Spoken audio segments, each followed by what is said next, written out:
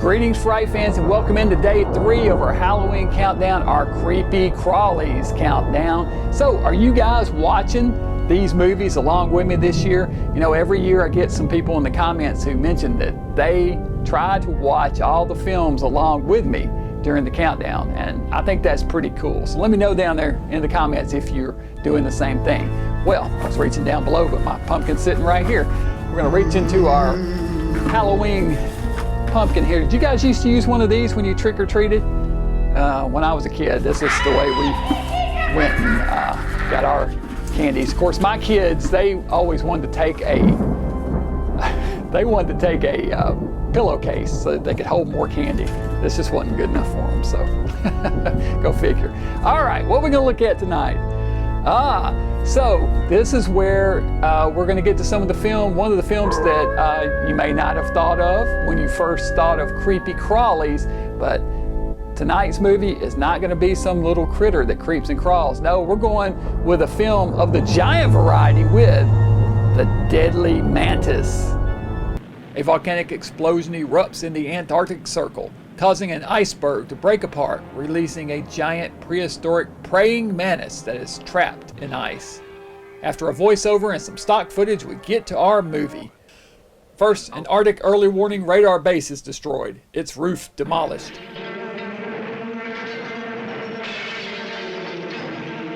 Then, a military aircraft is attacked in mid-flight and downed.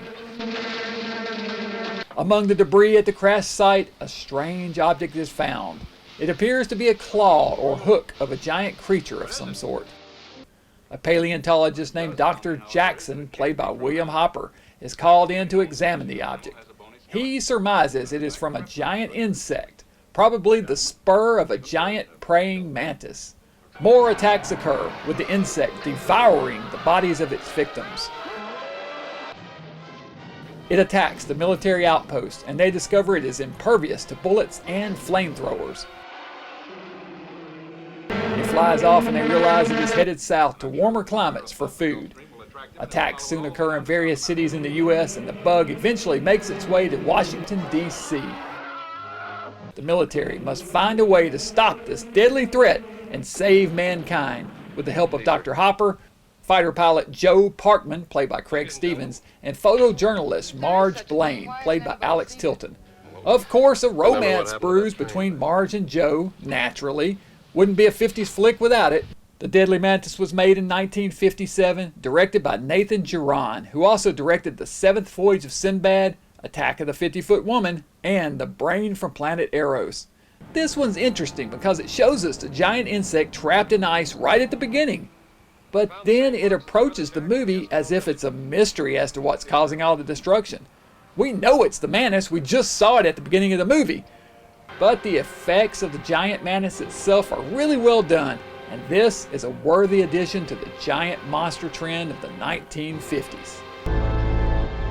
That's right, we went with a giant monster movie for day 3 here, the Deadly Mantis. Giant monster movies were all the rage in the 1950s, and I've actually thought about in the past doing a giant monster movie countdown here for Halloween. That would be a good one, just giant monster movies. This one would have to make the list, the Deadly Mantis. It's one that I used to see on TV from time to time as a kid, so I had certainly seen this one before. Probably hadn't watched it in forever. I don't know, 30, 40 years. I don't know how long it's been since I last watched it. So it was fun catching up with this one. Once again, the Deadly Mantis. Here we go. All right, Deadly Mantis. I'm gonna have to rate that one. Once again, I'd say 3 out of 5 skulls. There's a lot, as I said in the review, a whole lot of stock footage in this one, so probably knocks it down a little bit, but it's a fun one anyway. Giant bugs, gotta love it. You guys seen the Deadly Mantis? And if so, what do you think about this one? All right, well, I think it's a worthy entry, and we'll certainly keep this going tomorrow night with more Creepy Crawly selections. What will we look at tomorrow night? Well, you'll have to tune back in to find out. So until then, Dr. Gangrene from the lab saying, stay mad.